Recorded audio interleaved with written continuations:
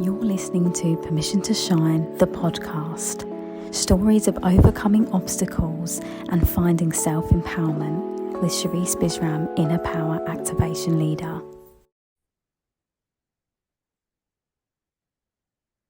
It's recording on my side too. It hasn't said on my bit, but I'm guessing it says it now. So I was waiting for it to say recording in progress. But never mind, we're here. Yeah, I heard it. So it is recording. Lovely. Okay. Amazing. Okay. Well, hi, everyone. I am really excited to introduce to you a long lost friend. And through the internet and the power of social media, I have reconnected with the amazing Lee Duncan. So, hi, Lee. Thank you so much for joining me. I would love for you to introduce yourself and everything that you do now. Sure. Yeah, just following on from that, it has been a while. I think almost 10 years. I was discussing with a friend earlier today, actually, and told him that I was coming on the podcast. So yeah, very insightful stuff. So my name's Lee Duncan. I am a former professional boxer, master's graduate from university, which is, my little claim to fame, as they say. And now I'm a aspiring entrepreneur. I try and be the best version I can be.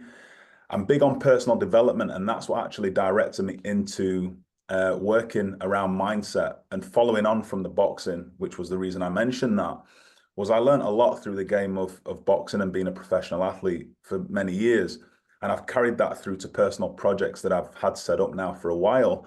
And we set up an online university as well, which is a personal passion of mine. And that's what I've got my head into at the moment, apart from a few other pies as well. But I think we'll predominantly revolve this conversation around that.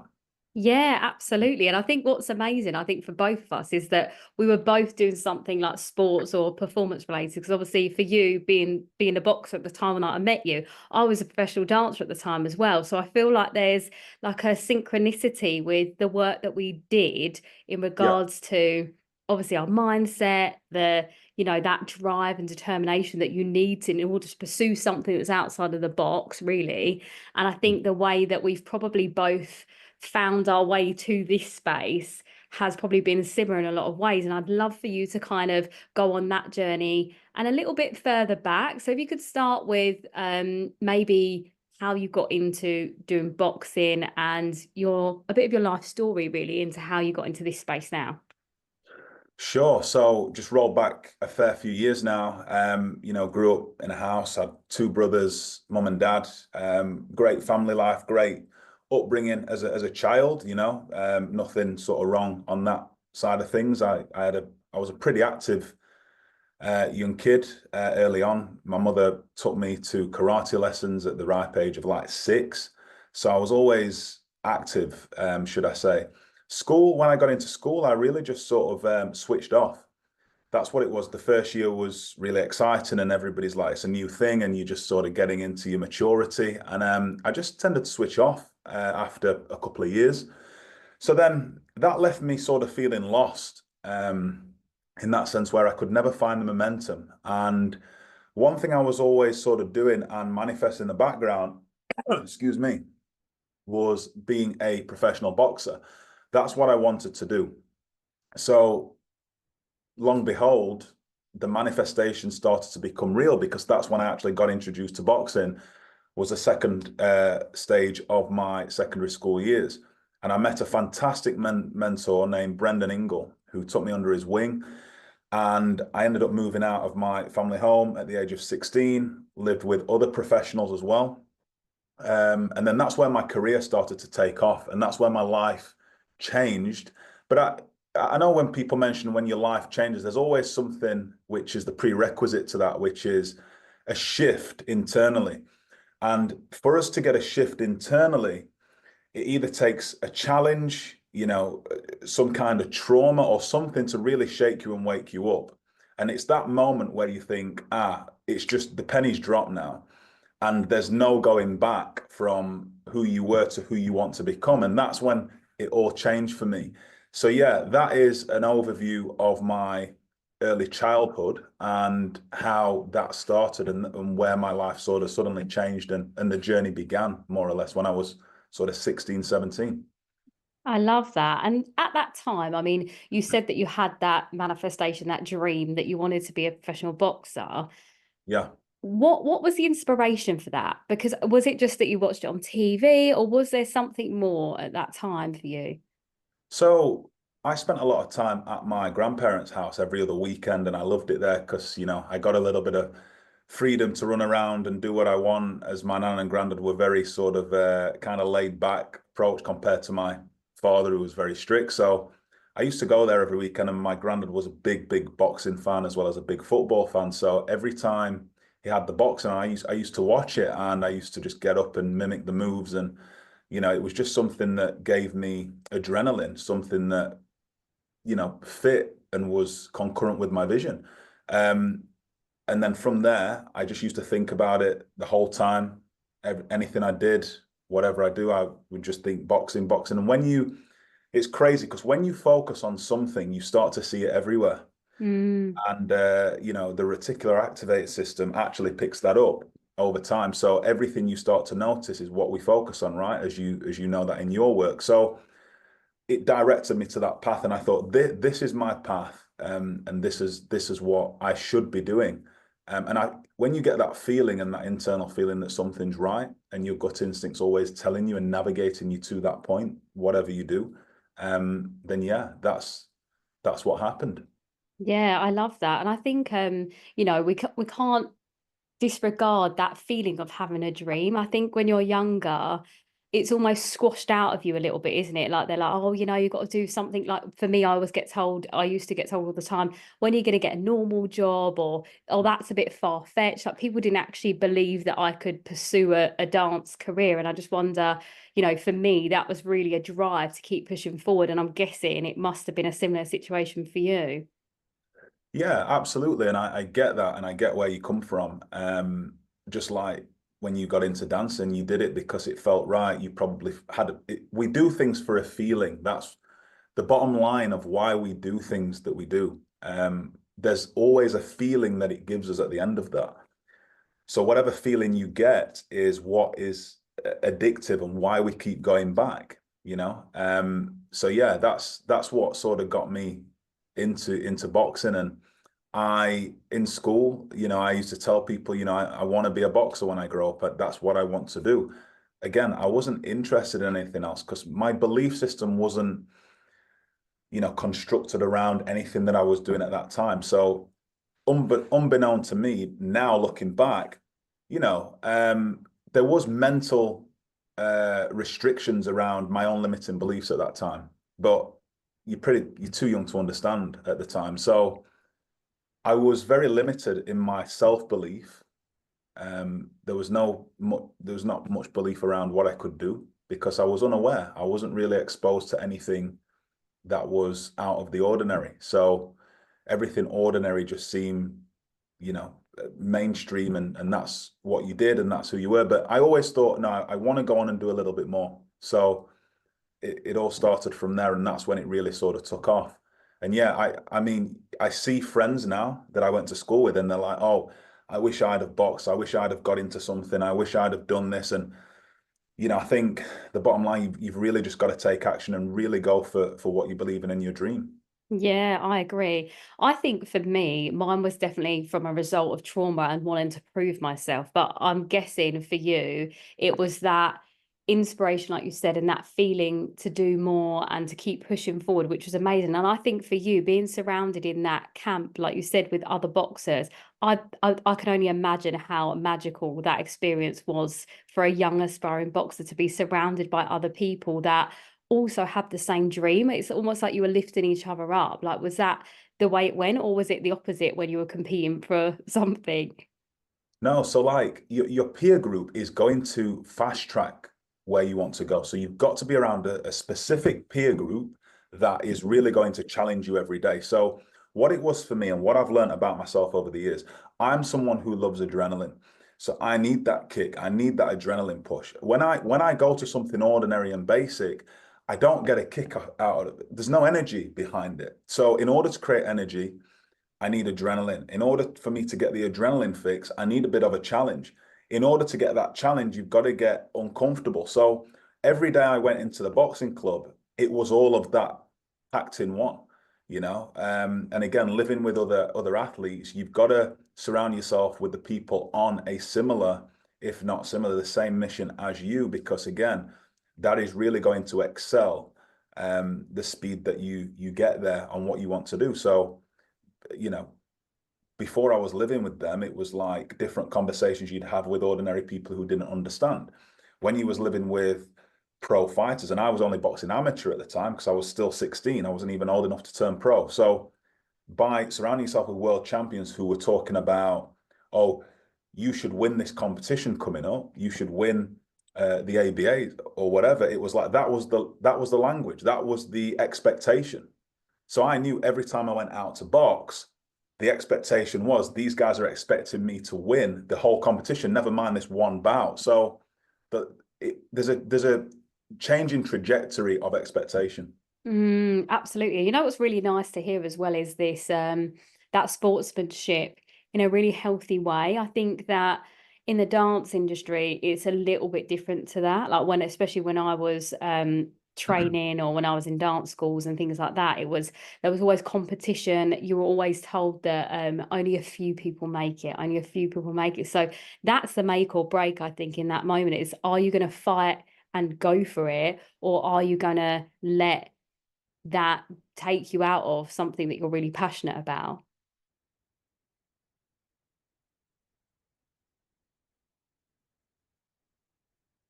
Second, that winning mentality of actually achieving something, how did that show in your life outside of boxing? Because obviously I felt like as a performer I was separate to who I was as a person. So what did that look like for you? So I adopted the identity of an athlete. So when we have identity is the strongest force that governs us as people, right? So if you're a basketballer, but you see yourself as a footballer, it's going to be very hard to play basketball because it's not your identity, right? So the first thing we got to establish is, what is our identity? My identity, I knew who I was. That was easy for me in regards to, okay, I'm just going to box. And then my trainer came up to me one day and he was like, look, I know you come into the gym now, you're in the flow of things. Have you ever thought about going to university? And I was like, I did, but I just saw it a little bit out of reach at that time because it's just academia was something I was so far behind on coming up in school because like I said, I switched off.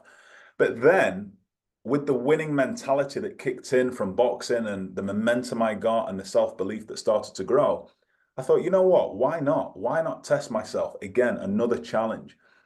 So then I got into college and then I ended up getting the grades and I went to uni and everything else. And, you know, that side of academia then took off from there. But in regards to having a healthy space and healthy competition, yes, it's healthy. Don't get me wrong. As soon as you got in the boxing club and everyone, you know, sparred together and everything else, it was competitive because you need that when you want to aspire to world honors. You need competition and you need good collaboration because without competition, we're not tested. We're not you know, there's no fire. And you need that fire, especially in sport and especially in a sport like, you know, full contact sport like boxing. Yeah. You know? Yeah, absolutely. And I would even say that as a performer as well, I think if you haven't got that determination to make it, you Mhm. just won't. You know, like I always said to everyone, I will continue to dance as long as I'm passionate about it. You know, that was for me the most important thing, was that if I loved it, and you know, even teaching dance was something I absolutely loved. And I thought, I'm going to keep doing this until really quite recently in June this year was when I was like, no, do you know what? I'm done. I don't feel it anymore. And I happily just took my hands off of the steering wheel of that. And I was like, cool, another car now. I'm driving something else instead now. And it's a really beautiful practice. But obviously with everything, the highs are really high and amazing. But what did the lows look like for you? Um, you know, to be fair, I haven't had any low points. I mean, I think everybody experiences something that they don't like in life, right? Like some people like tea, some people like coffee, other people don't like coffee, other people don't like tea. So it's a matter of how you interpret your loss. Like some people will see, okay, I lost, I'm going to come back and I'm going to be better. Some people lose and they're like, oh my God, that's inflicted my self-worth. Now I'm no longer worth it. And it can be a downward spiral from there. And that's where people end up falling into the trap of, oh, because again, my identity is attached to that thing. And now that thing no longer exists like I expected it to in my own model and perception of the world.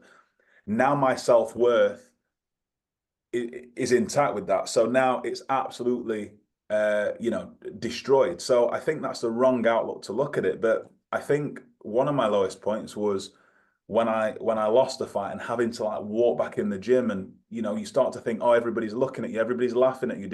Did people see it? And like when you're from a place like Sheffield, the city, it is a city, but it's a village more than it's a large village. So in the sport of boxing, everybody knows everybody. So it's like when you got published in a newspaper and you lost a fight, you'd think, oh, everybody's laughing, everybody's talking about, everybody's going to see it. So sometimes it can really hold again, another limiting belief in your head, how you're perceiving things. So that can really damage you from a mental standpoint. So it took a lot of reprocessing and reprogramming to go through that and actually say, look, my identity is a fighter, but my identity is not attached to the level of result that I can get, because I'm still Lee as a person. So we're going to have ups and downs. So if we're tied to those ups and downs forever, we're going to be yo-yoing up in mood. So as I thought, and I figured, as long as I keep my self-worth high in any circumstance and any situation, everything eventually will have to rise up and meet it anyway. So I'll be good either way.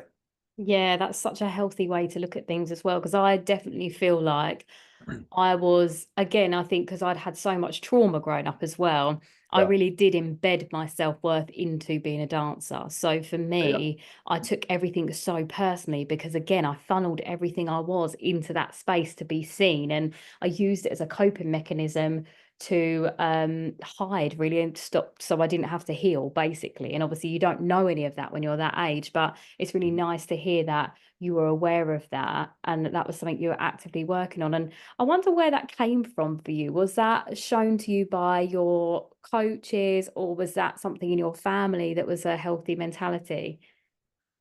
Look, one time I was sat at home after I'd lost a fight and I was feeling low, and then I was like, oh, for God's sake. And I like a couple of days before that I'd failed my driving test as well. So I was like, it was a double low.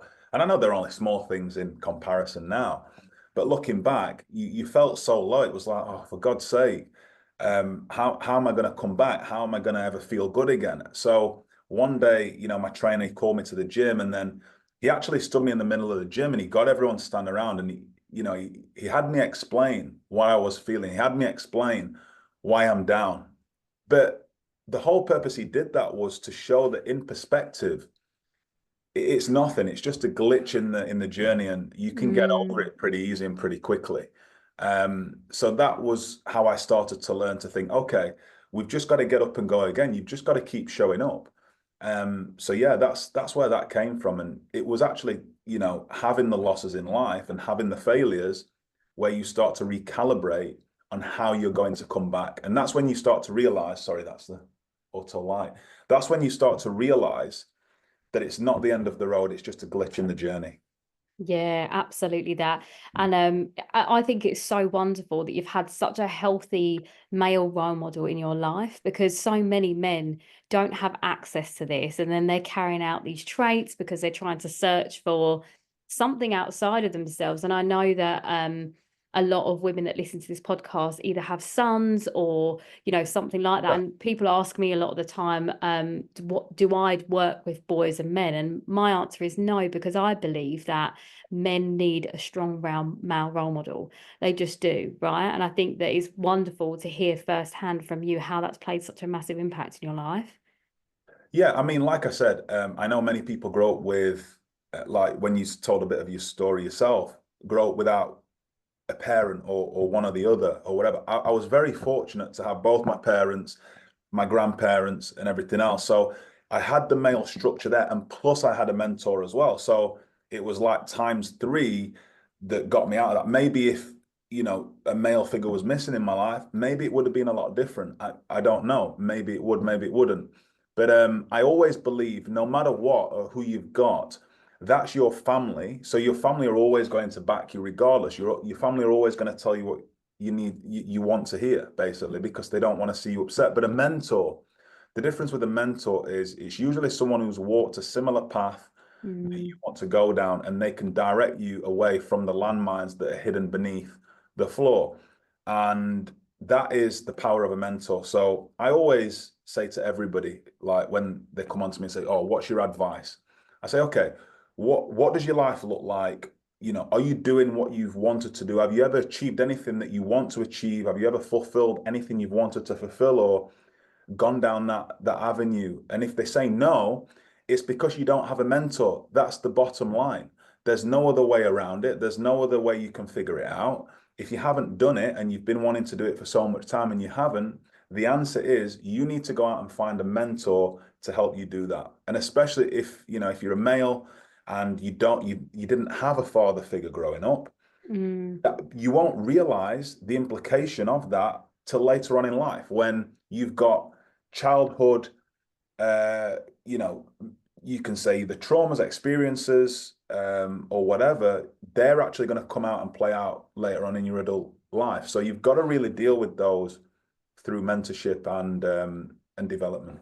Yeah, 100%. I could have said it better myself. And I think, I guess for both of us, we're both being, either what we needed or what we saw growing up. So then we can support the people that also need our help, which is just so important with all of that. And I also want to highlight the benefit of, sports and extracurricular activities, because I know for me, dance was something that I had as a routine. So I knew that I was going to go there every week so that I can get out of whatever chaos was happening at home, but also having spaces like you were saying where people were similar to me in terms of dancing, moving their bodies, different people to talk to as well, other than the same group, the same thing. I just want to reiterate that because, again, for parents listening, or just women or anyone listening, really, to be honest, like having something that is outside of either what's normal or your 9 to 5, your job, whatever it is, something extra where your body and your mind is stimulated. I think you just can't, it's second to none, isn't it? I would shake that into people. Like, you need something else. You can't just do like 9 to 5 basic life. There needs to be something where you move your body, even if it's running, whatever it is for you, your body needs that, right? It needs that release. Yeah, you need it, and it's healthy. That's first and foremost. And yeah, you need a heart and mind harmonic outlet. That's what I call it. So, if you're into your personal development, you should read, you should do your breath work. There's not a one size fits all. I'm not saying you should do this. You should do this Absolutely. in a routine. But what I found over myself that helps me reset is when I get up in the morning, I'll do a little bit of breath work, not much, just something to get me, get me thinking, get me moving. And then I'll hit the gym, I'll have a sauna, and I'm ready for the day. Like, I can go and smash the day. So if you don't have that, and if you roll out of bed, you have a fry up, you watch Jeremy Kyle, and you watch the news that is talking about problems that, are going to put on top of your problems that you've already got in life. That's the last thing you want. So if you've got plenty of problems, the last thing you want to do is be watching the news that are going to inflict more problems on you that you can't do anything about, that your dad's uncle's auntie's nephew's cousin, his cat has got run over. It's nothing to do with you. It's not relevant. So what I'm saying here is people need to cut out the distractions and all the noise and the nonsense, and they need to focus and key in and cue in on what they need to do to move the needle of life forward. Other than that, if you are focused on the things that are irrelevant, like the news, like a bad diet, like toxic interactions and newspapers and everything else and everything between, it is going to start to affect you mentally. So I always say, if you are struggling with mental health, the first thing you should strip away is anything that can inflict your mental state. And until that point, you're gonna recycle the experiences, and you'll recycle the same lessons until you learn. Absolutely, that I couldn't agree more. And I don't think I've really ever watched the news, to be honest. I think that it was something that I'd been doing for a long time. And it was really funny because my friends always used to call me a conspiracy theorist because I didn't watch the news. They're like, well, how do you know what's going on in the world? I'm like, why do I need to know about another conflict, another bad situation when all I can ever control is myself? I'm just going to keep pouring into me, and Right. then everything else doesn't matter. But what you were saying there, I always say, like, 1% every day of something that's going to get you in the right direction that's the trajectory of success, right? It's like that little thing that comes back to you. I think we're conditioned to think that everything we want is outside of ourselves. And I think that, when we turn our vision inwards, that's where, again, I think what you were saying about manifestation before, it's like so within, so without. So how you feel about yourself is what will be projected outwards, right? And I feel like that's been my lessons over and over again.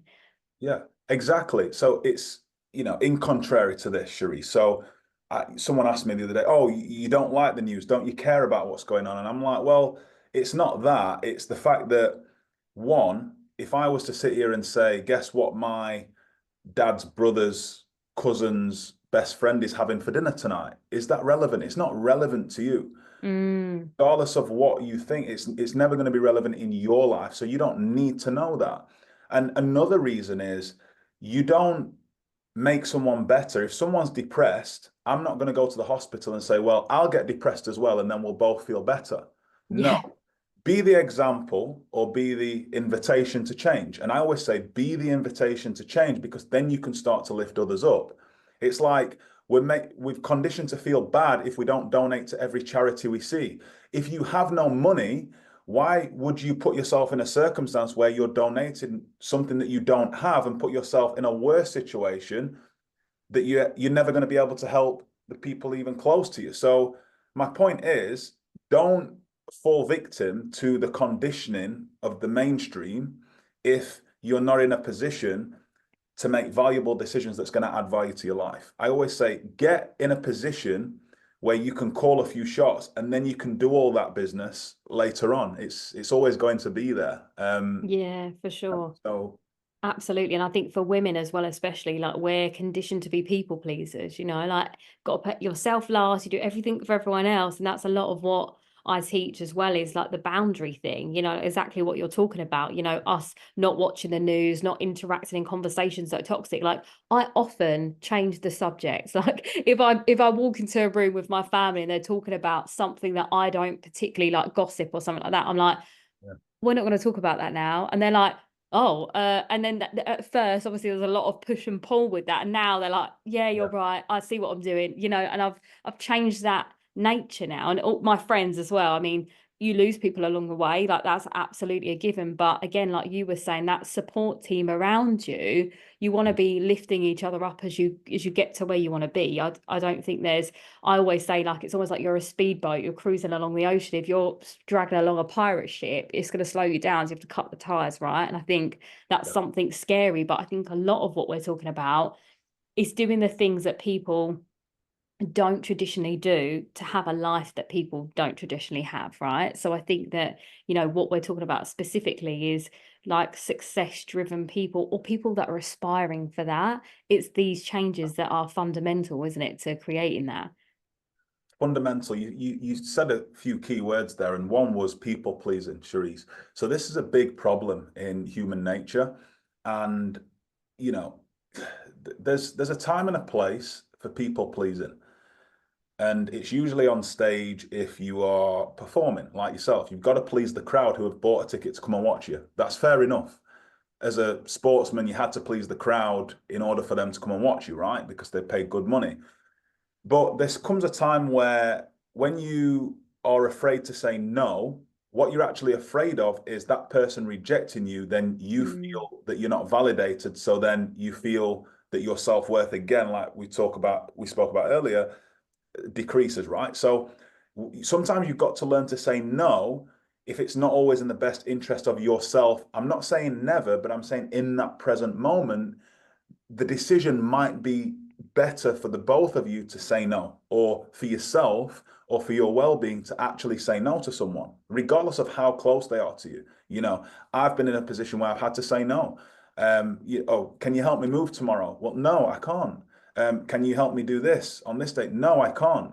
It doesn't mean no, never. It just means not right now. And I think once you can establish that and you lose the scarcity mentality of you having trouble dealing with being rejected for somebody because your self-esteem is so low anyway, you're scared that it's gonna, really sort of come to the surface, then you're onto a winner.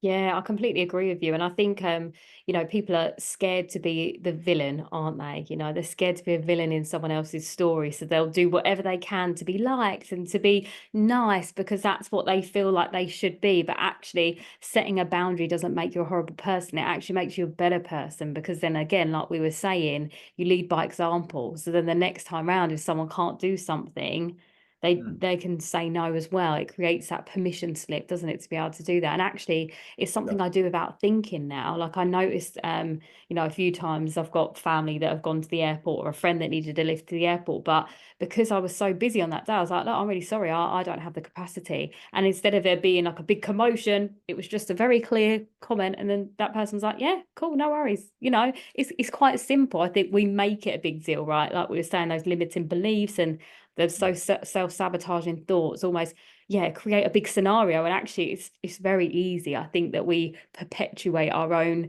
villain in our own mind, and actually I'm okay with being a villain now. So if someone wants to perceive me as one for having a boundary, then that's on them, it's not on me.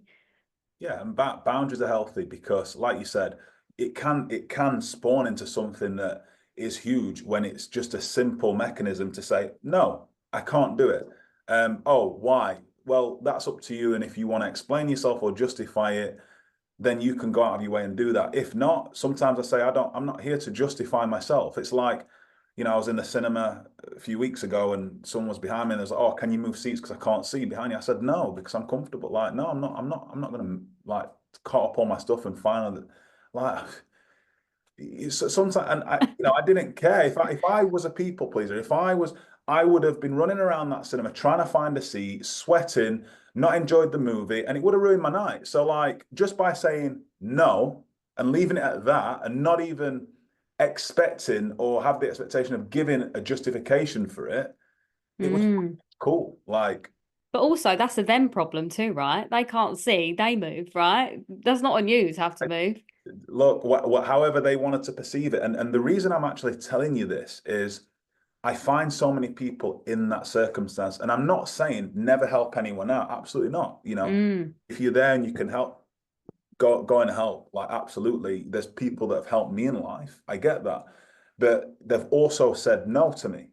But then that's on me because I've had the courage to ask. And if they've said no, I've been like, oh, no, no worries. You ask someone else. And your perseverance to go and find that help is down to you. Then it's not their problem. If like, Yeah, absolutely. And I actually, in my own life, I think that I was conditioned to do that, to be there for everyone else because of like my childhood experiences. So I went out of my way to make sure everyone was safe, everyone was happy, everyone, all of these things, and made myself really small. So then when I did start to set boundaries and it became a problem to people, what actually started to happen is as a result of me not doing the thing that I always did, they had to find their own solutions, which inevitably helped them more because then they were able to become resourceful rather than me just doing everything for them, which was a really healthy thing that I realized I'd enabled and sort of disabled them from being able to figure that out for themselves by people pleasing. So this is why it's a really important thing, right?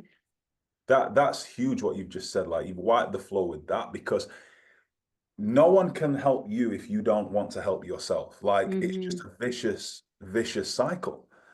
So we're going back to the board here. When people are crying out for help and there's free resources, there's information embedded online, you can go and access this information. You can go and access people, tools. It doesn't cost anything. It just costs you, well, it costs you a little bit of time, but if you're willing to put the time in, it will save you acres of time down the line, right? And if that person is still complaining about the same thing in a year's time or 2 years' time, and they've done nothing to move forward and nothing to help themselves, I don't have any sympathy for that, because then you start to learn that it's programming and it's self-inflicted. It's just Mm. cry out for, well, I need help, I have mental health but okay, what have you done about it? What changes have you made? Like all these questions. And when you ask a quality question is the same as the steering wheel of the mind, because in order for us to progress forward, we have to ask ourselves, well, how do we do this? Not, oh, that's me done, I'm finished, this is not going to work. No, how do I make it work? How do I get the information? How do I access the right people? How do I go through the right channels? So yeah, like going back to what you said, I think it is a big topic. Yeah, definitely. And especially what you just said there about people not wanting to help themselves. I find that such a massive thing. And, you know, a lot of the time as well, to these people, it's so subconscious. They don't even realize that they've been ingrained to think that way, that people need to save them, people need to help them. Without your support, they're not going to survive.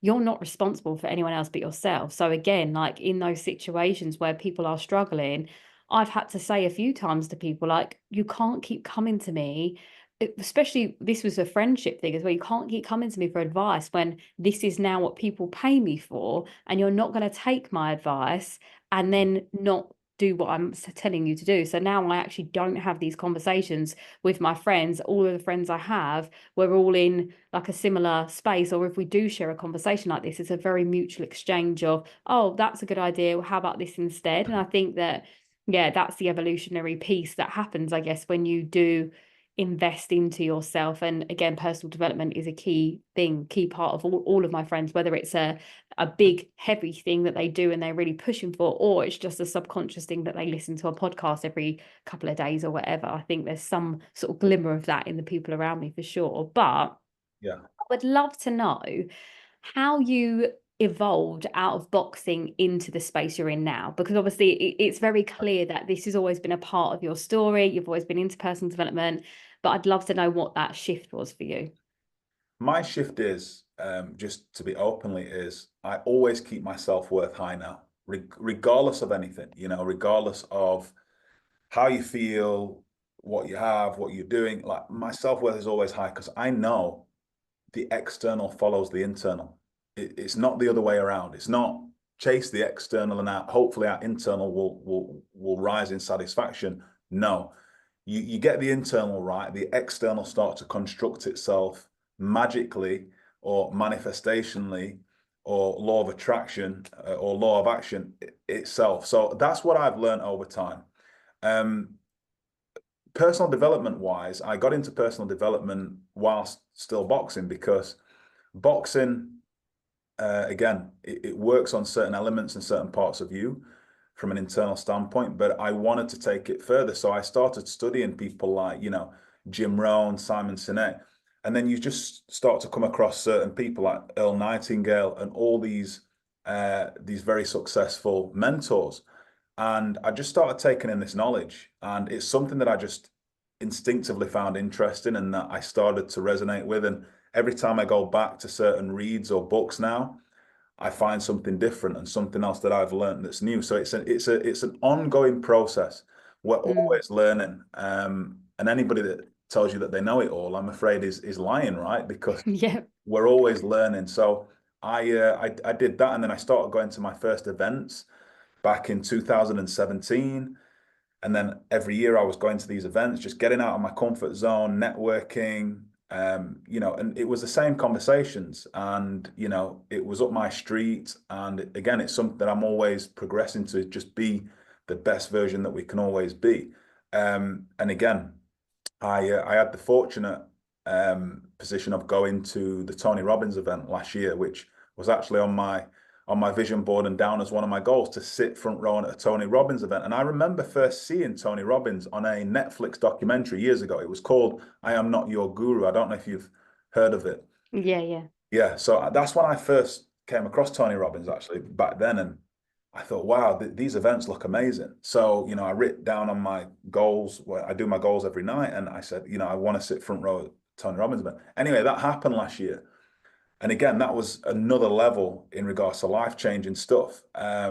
So yeah, it's just spawned from that journey, just finding it. And like I said, going back to the beginning of the call when I said, when you look for something, you always find it, because then you're focused on that specific entity that you're looking for.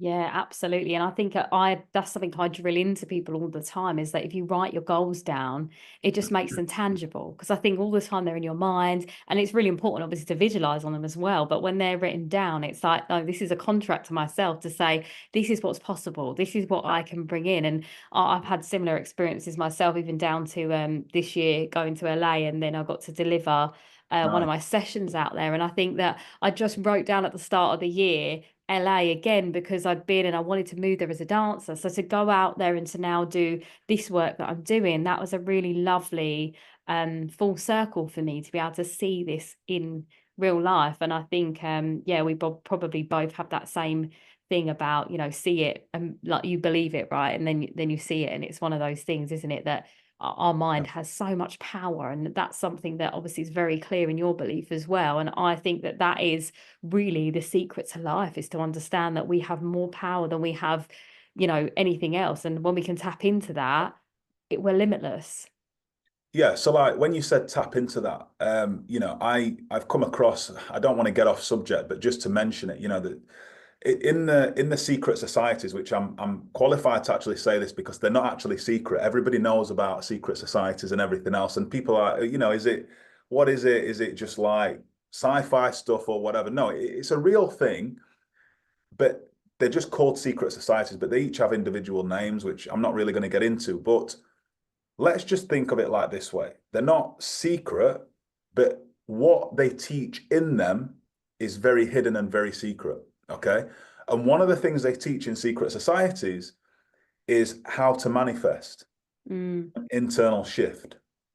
And like you said, whatever you are in tune with, meaning whatever you think about most of the time and how you're trained to think, your actions and your cells will start to convert and conform to how you think, because it's a feeling. Like I said, the whole universe as a whole listens to how we feel, not what we want, because most of the people, and what is actually taught in the secret societies, is never say this is what I want, because all you're telling yourself in a contract is I don't have it. Therefore, if you're thinking I don't have it, you'll never get it, because it's like, oh, I want a relationship. I want a relationship.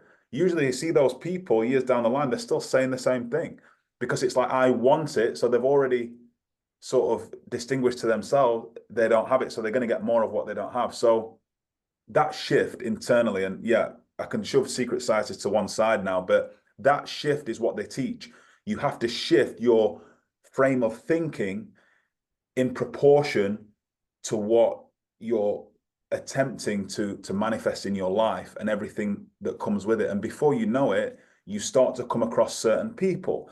You start to come across, like, I use some of the skills taught in those societies, and I know it sounds a little bit hairy-fairy, and that's what I exactly thought when I was introduced to some of the stuff, but it actually works. And I've tried it and attempted it too many times for it not to work, and it works. So there you go. Oh, Lee, I'm a woo woo gal, so you can go full in with that with me, because yeah, that's exactly what I do with my clients too, is like using visualization to be able to tap into it, to feel it, see it tangibly in our mind, to then know that that is possible. Like I'm very much into that, very, very tapped into that for sure. And I think it's really great that we're talking about it, because again, it's just reiterating to people that this is all possible for you. It's these small shifts. And when you get out of that frequency of that lack, or seeing what you don't have and just starting to see what you do, even like, I mean, I'm sure you're exactly the same as me, as in teaching gratitude is like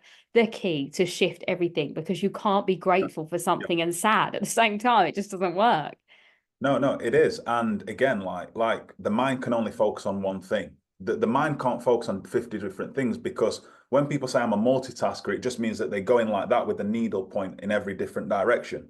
You can only focus on one thing. So again, if we're focused on stress, if we're focused on depression, if we're focused on, all the bad stuff, that is what you will manifest in regards to how the laws of the universe works in regards to a third dimension or fourth dimension consciousness that you can't see. And deep within your subconscious mind is working, just like when you're asleep and you digest food. You're not consciously aware of it, but it's still happening. And it's the same thing with your cells. Whatever environment you're going in, whether you want to solve a problem, like I've come across people who said, well, they've got mental health problems. Yeah, I mean, I'm not qualified to speak on this unless it's not trauma driven. So if it's trauma driven, I'm not qualified at all. No, it's not my remit. Subtle mental health issues where people have told themselves that story where they start to believe it, then yes. So if you are stating and making that statement to yourself, you have a mental health issue because you can't get out of your own mind, and you're going down to the pub and sinking 6 pints with a load of other people who are sinking 6 pints and talking about the same thing, but not doing anything to move the needle forward. So in retrospect, you have to know how to have a plethora of tools at your disposal to be able to get to where you want to get to. And without that, and without the expertise of from a mentor or a coach like yourself, I know you do coaching, Sharice, right? So you're well, I like to call myself a mentor as well. mentor, yeah. So exactly. And if they have a mentor, they need guides, because it's some of the stuff so advanced that, like I said about the manifesting, everybody manifests in life. They just don't know what they're doing. Like when I was boxing, certain things that I was always thinking about, really I was manifesting, but I just didn't know what I was doing. Yeah. And the fact of the matter is, in the secret societies, they teach this very early on. So the people who come through them already know from a very young age how manifestation and visualization works in regards to how their cells and their cell inertia and their subconscious will be rewired in regards to the thoughts that they think most of the time. I hope that makes sense, by the way. Yeah, absolutely. I mean, you're basically saying what I say in your words, which is amazing, because then the listeners already know this stuff, and it's just nice to hear it again reiterated in a different way, which is so important. And I think, I talk a lot about that subconscious like programming, that code that we've all been like subject to in some form of a way. And I think that depending on what you've gone through in your life will give you a different version of that. But everything we're saying is that it doesn't matter what's happened in your life. You have the capacity to be able to change that frequency, but you have to consciously trust yourself to be able to get you to that point, which is, so fundamental. And I think this is everything that we're both talking about in our own works, that this is why this is so important. And on that, I'd love for you to go into Mindset University and sort of talk to us about how that works, how people can join, all of the things. Sure, yeah. So we help people eradicate fear, and because eventually if you don't deal with fear, it then spawns into insecurity, and then insecurity holds you back from going for the goals that you wanted to go for initially. So that's why you've probably ended up at Mindset University, because you've realized the block was the insecurity that's held you back from reaching your goal, right? So that's just to keep it simple. So we have an online university for people to attend to do that. And, we've got a 95% success rate. There's a bunch of testimonials, and we have a very succinct formality for people to follow that will actually get them out of that space and into a whole new way of thinking. Yeah, amazing. So how does it work? Is it like an online platform? How does that look? Yeah, because we want to reach as many people as possible who are very specific for Mindset University. So by having a platform and an online portal that they can access, they've got courses on there that's gonna help them break out of that cycle. They can have one-to-one with me and our mentors. So it's just a plethora of expertise to get you from A to make sure you're on the right track and going towards that goal that you never did because you didn't have the courage or the know-how to break out of those limiting beliefs. Just like I was when I was at school. I was riddled in limiting beliefs, like I got into earlier on in the conversation. I didn't really know how to break out of it. And it wasn't until I got a mentor that the game changed for me. So my advice would be, I'm not saying come to Mindset University, but to anybody out there, go and find yourself a mentor, because it's a very good start and it's a very good starting point. I mean, hold my hands up. Like, a lot of people think of like the cost element of investing in a mentor with your monetary value. If you're thinking that way, that signals to me straight away that you have a scarcity mindset that you need a mentor if that's the way you think, because the long haul cost of not investing into a mentor greatly outweighs what it would cost you early on. It's going to cost you a lot more in relationships, careers, on your potential, on what you could reach, you know, and everything in between, like along the journey. So that's what I definitely preach, for sure. Yeah, absolutely. Amen. I agree. And I think, you know, what's really important to go off of what you've said there is that we only know what we know. So it's important that we invest in people that know what we don't know, so then we can excel and grow. Because what I know for sure is, even in my own patterns with my family and generational lineage, is that, you know, it wasn't the way I would have liked things to have gone. But I understand now that people were doing the best they could with what they knew. And when you know that part, you give it grace and you move forward. And then, you know, for yourself, like I looked at my own life and I thought, right, what do I want to do differently now? Because I already proved to people that I could be a dancer. But the next stage for me was to really heal these wounds that had been repeating over and over again through my generations. So, you know, I really did take that on board and dive into that part and invest in mentors and invest in myself and my growth. And it's something that, like you said, in between here, is that, you know, it's a continuous journey that we're constantly evolving, and every level there'll be another devil and something we have to work through. But again, like you said, having the tools to be able to manage those things, which is what you teach, which is what I teach, and we figure that out for ourselves. When you have a toolkit, you're never going to fall again to as low as you've ever been, because you know how to get yourself back up. And I think that for me is what resilience really is having that ability to get back up again every time you fall. 100%. And like I said, even though you might not want to, even though you feel ridiculed, even though you feel low at the time, if you can show up every day, you're always going to get there. You're always going to get somewhere. You're always going to get to a better place than you were. So, you know, that's what I always say. And it's like, I'll give you an example. When you said there's stuff that we never know, there's stuff that we don't know. So when I'm in my local leisure club, or I'm in the sauna, or I'm just having general chit chat with, you know, some other members of the public or whatever, they say certain things, or they ask me why I do certain things. And I'm like, well, to me, it's normal, because I've grown up around world-class athletes that know stuff about health and fitness that keep them on top of their game, that the general public or mainstream don't know, because it's hidden to give them a competitive edge, right? Which makes total sense. But it's something that I've picked up over time, that I've then learned and embodied, that keeps me, you know, in great shape and great health and everything else. So my point is, until you are exposed and you grow your level of awareness, you are not going to know what you don't know. And if you know it and you're not doing it, it means that you're not knowing it. Because if you knew it, you'd be doing it, right?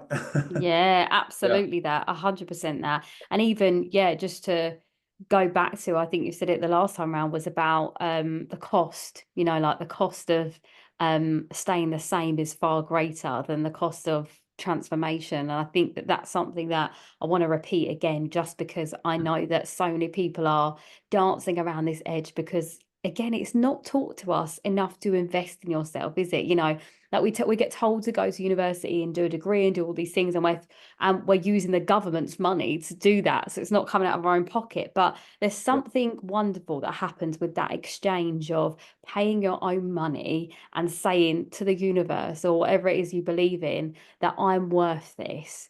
And it's like giving that real big exchange of, this is what's next for me. I'm worthy of this space and this time. So I think I just wanted to highlight that again. But Yeah. where can people find you, Lee, if they want to speak to you, if they want to find you, if they want to do Mindset University? I will put all the links below, but just for anyone listening that's driving or anything like that. So yeah, my Mindset University is connected at the moment to my personal page on Instagram. Best way to reach out to me is via, you know, DM on Instagram. So yeah, Lee Duncan 305 on Instagram. You'll catch me there. That's my mainly used platform, and that's where, you know, most of my people who we work with reach out to me. So yeah, I find that as a valued and reliable channel. Yeah, nice. No, thank you. And thank you for sharing your expertise and like this winning mentality that you have. I think it's really important. And I think, for me, I don't have many men on the podcast. So it's always really refreshing to have a male Honest. perspective. Yeah, no, definitely. And just to end, I always have this little, I like to call it a soul to soul message. And it's kind of whatever you feel like based on the conversation or like a message that's inside of you right now that you feel like you want to share just to end. Mm. A rising tide lifts all ships. Yeah, love it. Love it so much. Thank you so much, Lee, for joining me. And yeah, speak to you soon. Been a pleasure. If this episode resonated with you, please do like, follow, and share with someone that you know would benefit. If you're looking to dive in deeper to becoming your most unapologetic, most authentic, shining self, please do head to my website and join my newsletter, where you will find out about all of my upcoming events and speaking opportunities and all of the things that I have going on.